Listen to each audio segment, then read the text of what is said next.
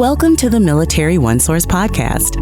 Military OneSource is an official program of the Defense Department with tools, information, and resources to help families navigate all aspects of military life. For more information, visit militaryonesource.mil. Welcome to the podcast. I'm Bruce Moody. Before we get started, I want to let you know that today we'll be talking very bluntly about suicide. If you or someone you know is suicidal or in a state of crisis, you can contact the Military Crisis Line. They're available 24 hours a day. You can go to your phone and press 988 and then press 1. You can engage them, the Military Crisis Line, via text or chat. That number is 838-255.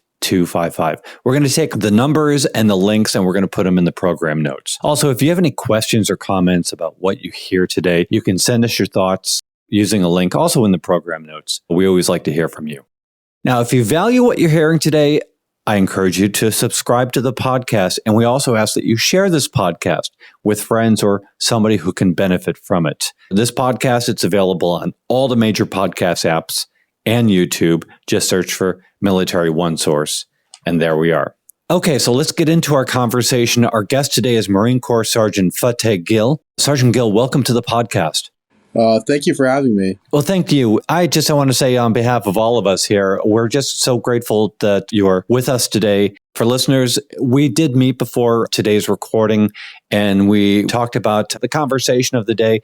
You did express your willingness to share your story, which does include struggles with suicide. Again, grateful for that. So what I'm going to do is I'm just going to step back. I'm going to let you tell your story, and then we'll talk about it. I think your story really begins before joining the Marine Corps. So I ask that you start then, and then really take us up to the point in time where your struggles begin to affect your career. So with that, I'll just step back and I'll let you talk.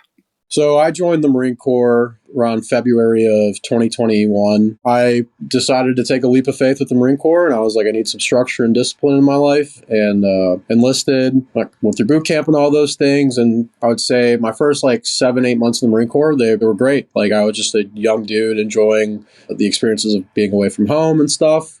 But starting around October of 21, I had lost a close family member, and then 3 weeks later had lost another close family member. And it kind of set my world into a little bit of a spiral. I was young. I was away from family. So I was learning to deal with these losses on my own. And I started having the mental health struggles and didn't really know how to take care of myself. So at that point, I was still in the schoolhouse for my job. And I decided to dedicate myself to my craft and just be the best I could in that, because at that moment in my life, I felt like everything was falling apart. And if I was able to control something, I was going to take advantage of that opportunity. And so I dedicated myself to my craft, kept pushing through, wasn't really dealing with the losses or in a good way. And then a couple months later, I lost another family member. And then about a month after that, lost a friend to an aircraft mishap. From there, I knew I wasn't mentally okay, but I was living off the high of just being one of the top of my class, getting my wings for my job, and then checking into a new squadron, thinking I had a fresh start. And then about a month and a half being into the squadron, I had lost a friend to suicide, and that kind of broke me. I kind of shut out the world, didn't really know how to take care of myself, and I think there was a part of me that not knowing how also didn't want to, or was just afraid to take the step to take care of myself. So that ultimately led me to a September of 2022 where I had a suicide attempt. One of the worst days of my life. I felt like the world was crumbling around me. I knew there was people out there who would help me and try to get me through that point of my life, but there was so many things happening in my head, and I was just no one it's not that no one cares, it's just that I wasn't where I am today where I could reach out for help and feel comfortable about it. And I honestly just didn't know what to say. So in that moment, in that very dark moment of my life, I made a decision that I didn't know that it was going to have the consequences that followed that day. So After that, like during my attempt, I called a friend who happened to be on duty.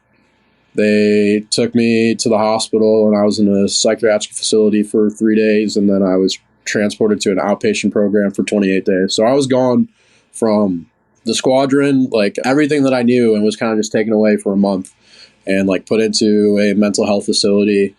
Just kind of let the reality of everything settle in and then sort of prepare me for what was coming next. But I wasn't prepared for what was coming next. I was kind of left in the dark because with what my future was going to hold, because most people in my job, when something like this happens, they usually don't get back up in the air. And so my chain of command knew how much flying meant to me. So they were just trying to like dampen the blow. But I came out of the hospital with something to prove because I wanted to be an asset to my squadron. I wanted to be an asset to the Marine Corps, and I didn't want to be a burden. I didn't want to just be another guy who might have had like a mental health incident or whatever it may have been, and like not flying and just kind of like sitting around and not really doing much. I wanted to be the best version of myself and be the best Marine I could, even with me not being able to do my primary job, which was flying at the time. So I came out of the hospital and I focused on being the best I could at work. But in doing so, I didn't really use the opportunity to better myself, if that makes sense, like build a strong foundation. Like I had a very traumatizing event in my life. And instead of focusing on building myself back up and doing all these things, I was like, how can I help other people? How can I be the best? How can I get back in the air as quick as possible? When I got out of the hospital, I freshly promoted to corporal. And what I did for such a junior corporal and like the expectation of me was, I far passed it. And I had to grow up very quickly so I could be the person that they wanted in the work center. And I excelled. And a lot of the friends and the connections I've made through my time with like different officers or staff NCOs while being in, has the impression that they get for me and the impression that I left for them is for like how I was when I was a down flying Marine, because I went above and beyond from what was expected of me. And I continuously worked my butt off to get to that flying status. And about 9 months after my incident, I was flying again. And I remember when the incident first happened, I was talking to certain staff NCOs in my chain of command. Like they had heard situations where like some people, it takes like 2 to 3 years for them to get back up in the plane. But I was able to do it in 9 months, and I kept my ground. I kept going.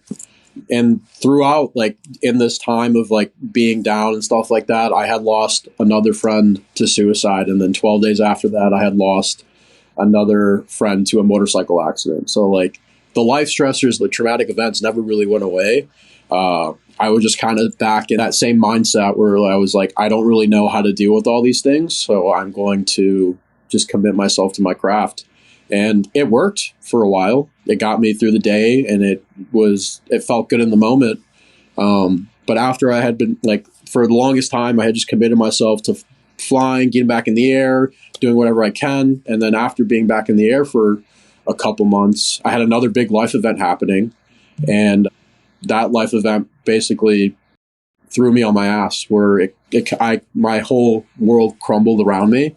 And it was because I did not set myself up for success by building a good foundation. And when I say a good foundation, I mean like, how do I take care of myself physically? How do I take care of myself emotionally, spiritually, all these things, and mentally? And this life event probably happened. It was October of 23, and or November of 23. And after that, I had one bad night in September of 22, and that hospitalized me for a month. And like, I probably had equally, if not as close to as bad nights, but probably like 12 of those at the end of 2023. And I was lost. I didn't know what to do. But the difference is this time that I made an adult decision. I finally grew up, and I told myself, I was like, I've been trying to do this by myself for way too long, and I am grown enough to realize that I can't do this on my own. So at the beginning of 2024, I was slated to go on deployment with my squadron, and like, I was not ready to deploy. I was overweight. I wasn't mentally ready. There was so many things in my life that I just wasn't prepared for. And then there was other requirements that were expected of me for this deployment. And like all these things needed to be done in like a 6-week span.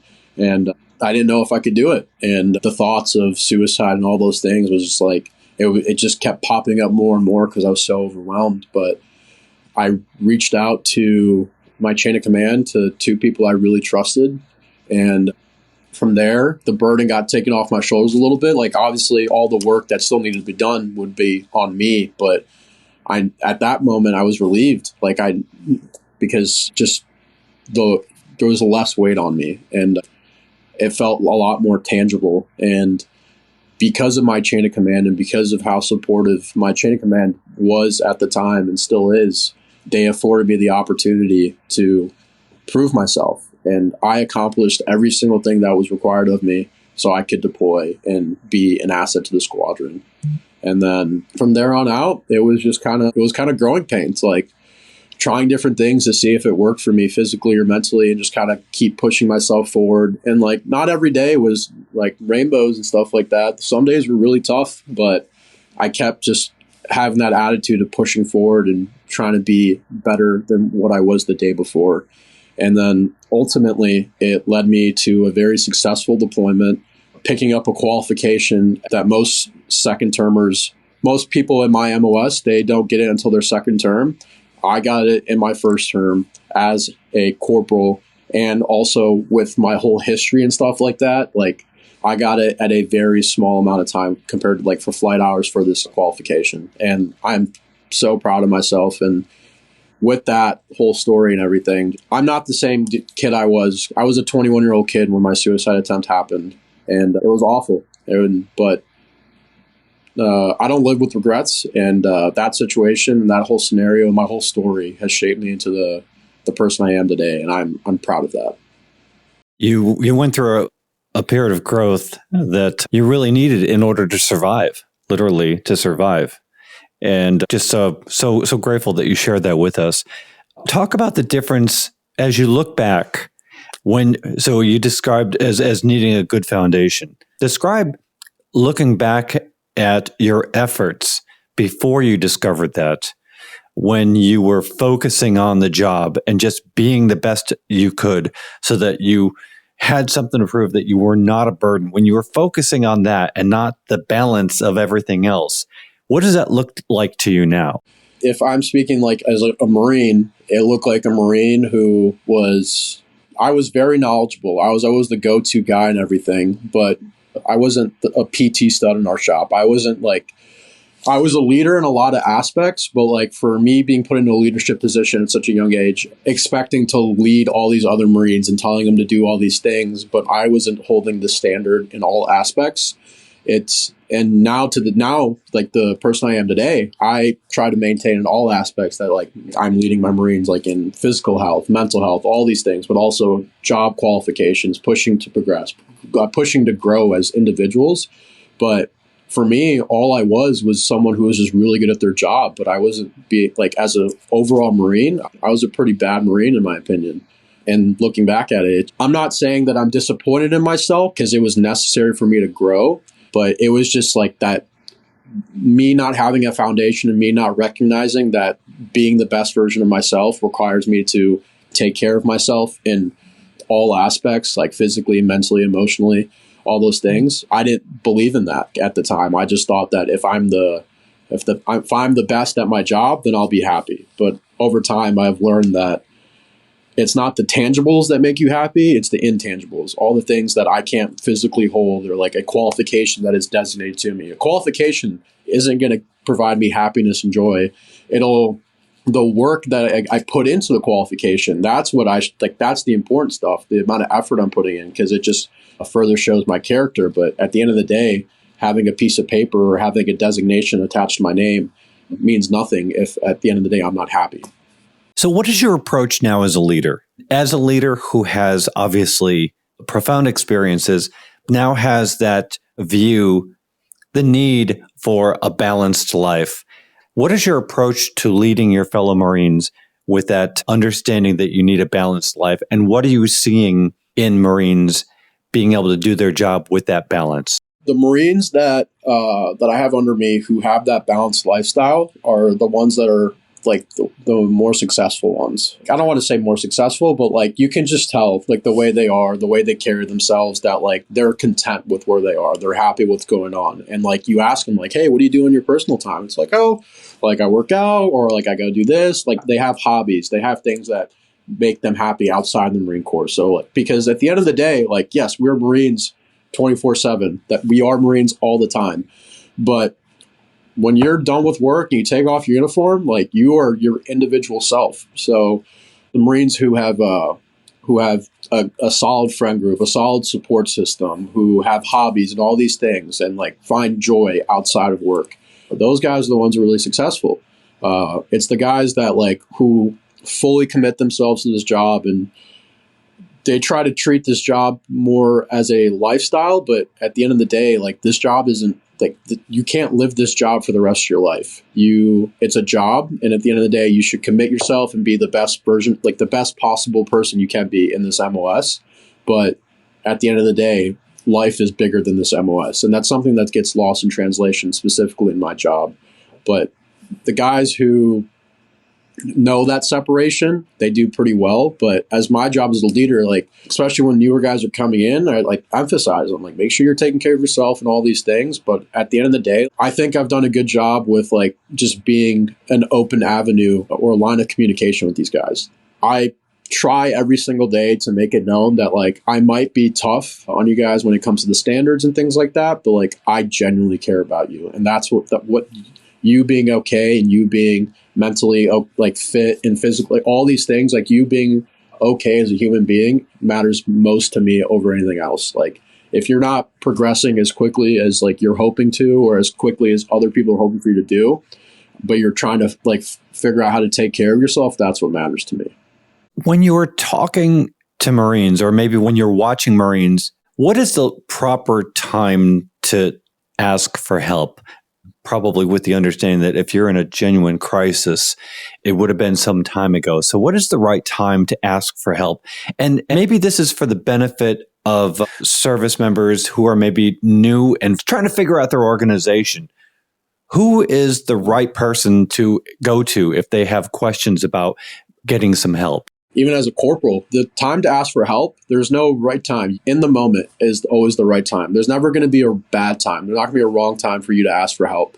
I believe as a leader, it is my job to know about these resources. And obviously for me, I've had in-depth experience with a lot of these resources. So, like I'm more familiar than other Marines are and other NCOs and what that may be. But there's never a wrong time. As a good leader, if a Marine comes up to me at any given moment, it's like, hey, I need to talk, I will take time out of my day at that moment to make sure that they are taken care of. And if I can't do it right in that moment, we will figure out a plan, because I'll never leave anybody just like to the wind if they're asking for help. Or it doesn't even have to be like a very serious thing. Like if it's just like a problem that you're dealing with, for me, the way I approach it is that if you should ask me immediately. Like I want to be in the know. I want to know how I can help you. And I need you to know that I'm always going to be here to help you. And I emphasize that with my Marines. And then with the resources and stuff, it's everybody's responsibility to know these resources. Obviously, when you have a new check-in coming in, they're not going to know everything. And it's my job to teach them. But like, I believe that part of the check-in process is getting familiar with all the resources available. Like there's certain billets at each squadron that's responsible for sharing these things with you. And I know that kind of gets lost in translation at times. If a Marine ever approaches me, I have all the resources on my phone ready to go. How would you, and maybe this is a delicate question, but what would be your advice to a junior service member who's hanging out with a buddy and the buddy starts expressing thoughts and you realize this person really needs some help? What do you recommend that person do with that knowledge? Find someone who is senior to you. It doesn't even need to be a staff. Just find someone who's senior to you that you trust, that you think that they will do with this information with something good. And I understand there's a stigma with like bro code. Like you can't talk about your buddy's like personal stuff with other people unless he wants to talk about it and all these things. But like at the end of the day, when it comes to situations like that, like I've lived through my own personal experiences. I've lost 2 friends to suicide. If I had known about my friends, I would have told someone immediately, because at the end of the day, they might be upset with you for a little bit that because you told someone about their business, but if at the end of the day they get better, that's all that matters. If your friend is here taken care of and all that, like if your friend is taken care of and is still alive and here on this planet, that's what matters the most. Anything else can be taken care of over time. Maybe last question on this subject here, because you did mention stigma. What are your thoughts about stigma in the military today? The stigma isn't as bad as people make it seem, but that also might be my chain of command and also the people that I had in my chain of command. There's always going to be people who have a little bit of stigma. It's either the way they're raised or how they feel about certain things, which like they're entitled to those feelings and stuff. But for me, the biggest thing was learning who I could rely on, who I can't rely on. The people that were more standoffish with me after my incident, I was like, okay, like do I have anything against them? Not necessarily, but are they going to be someone I'm going to lean on? And like through my dark times? Probably not, just because they didn't really show their support once everything happened. So, but there's other people who did. And so the people that showed up for me, the people that constantly supported me, those are the people I'm going to rely on. There is stigma, but the stigma is going to exist no matter what. But I think I definitely changed people's minds about me and like the type of, because after my situation, people had a certain perspective on me, but through my hard work and dedication to not just my job, but like over time, like becoming a better person and stuff, I think it changed a lot of people's view, like how mental health should be treated. Because like for a while, there was the perspective or the stigma, oh, like that person has mental health issues, they're soft or whatever, blah, blah, blah. But like I have proven and shown to people that like I am not soft. I had a suicide attempt, but I put myself through the ringer and I hardened myself to become the best possible version of myself. And like when I tell my story to like people who have just met me and like they know me as Sergeant Gill or this like the flight engineer Sergeant Gill, whatever it may be, or the corporal flight engineer Gill, like, and I tell them the story, they're like, there's no way. And I'm like, what do you mean? They're like, the person that you are today and the person you're describing is night and day. So the stigma does exist, but I don't think it's as prevalent as some people think. So listening to you discussing this, now I have one more question for you, because you're talking about stigma in a way that makes me wonder how much of it is reality, actual pushback that a person is going to get from their command, and how much of that is just this person supposing that they're going to get pushback when in fact the command really wants them to step forward. How much of it is in the mind of the person who hasn't made the effort to reach out and ask for help? I've been very blessed with my chain of command. I've had 2 commanding officers that have been some of the best human beings that I've ever met. And some of the staff NCOs, my chain of command has been phenomenal for me. There's always onesies and twosies that like, I just knew that that's not the person I should talk to about this. But I'm also a firm believer that no one's going to go out looking for help until they're ready to help themselves.